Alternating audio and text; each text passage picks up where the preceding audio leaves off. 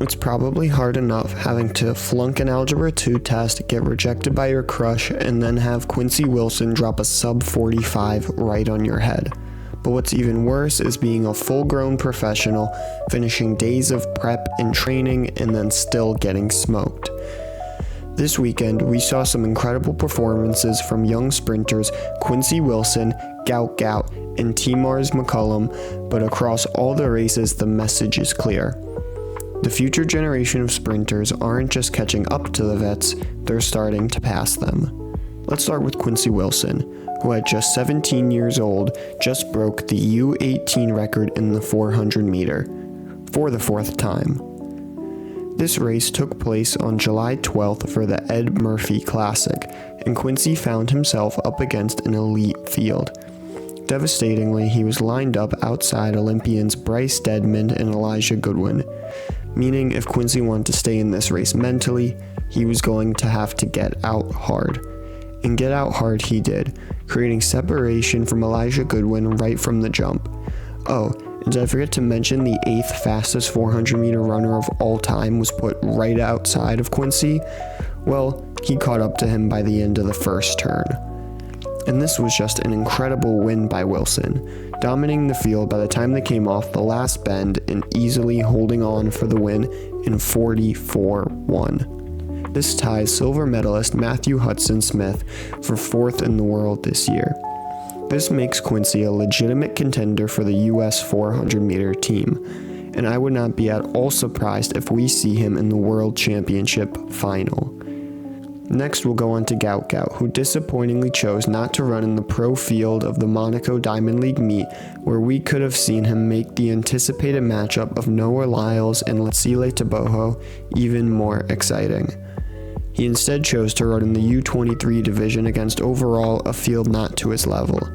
However, it was just great to see Gout Gout run in another race outside of Australia and those insane tailwinds he often runs with. It is known that Gout Gout is not a great starter, but typically we see that in the first 20 meters of the straight, he pulls away and is never really challenged. So this gave us the chance to see what Gout Gout does to try and pull out a close race. And thankfully, we didn't see him tighten up and lose footing, but stay relaxed and hold form through the finish. While 20.1 may not be the best time we've seen from him, keep in mind the blistering negative 1.9 headwind, meaning this could have easily been a sub-20 performance with more favorable conditions.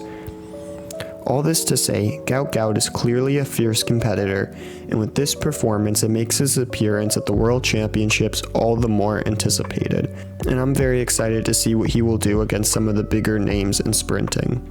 Finally, I want to touch on a performance that seems to be going a little under the radar, which is University of Tennessee's T'Mars McCallum, who ran a world-leading 200-meter time of 1973, again at the Ed Murphey Classic, the same meet Quincy ran at.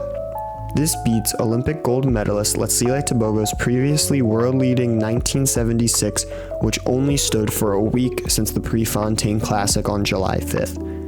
There are a few things that make this performance even more impressive than people are realizing.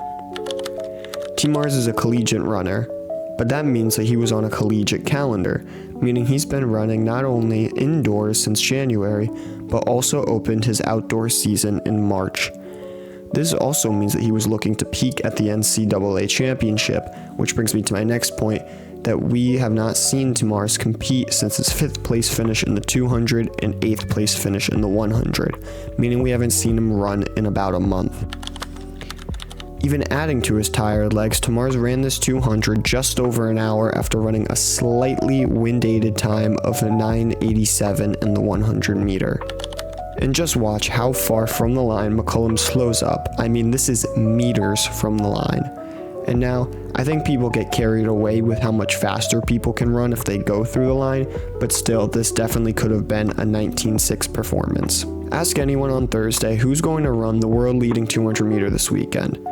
You would have heard lots of Lyles and Tebogos, maybe even a Gout Gout or two, but this performance from T'Mars really came out of nowhere and makes himself a probable 200 meter finalist at Nationals just weeks away. And with Noah Lyles not needing to run, we definitely could see T'Mars slide into that last spot.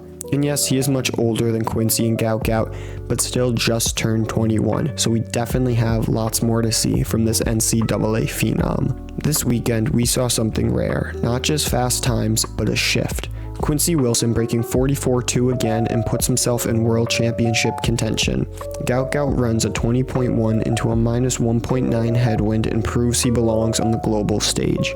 And T'Mars McCallum, he quietly drops the world-leading 200-meter time off a full NCAA season and a double just an hour apart.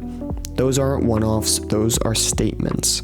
The next generation isn't waiting its turn, they're taking the baton now. We're entering a new era of sprinting, one where the podium might have a high school senior, a college kid, and a seasoned pro, all standing shoulder to shoulder. And if this past weekend was any sign, the vets better start looking over their shoulder, because the future is already here. If you're keeping an eye on the next wave of track stars, make sure to hit subscribe, drop a like, and let me know in the comments who you think is the most dangerous under 21 sprinter right now. This season's only heating up.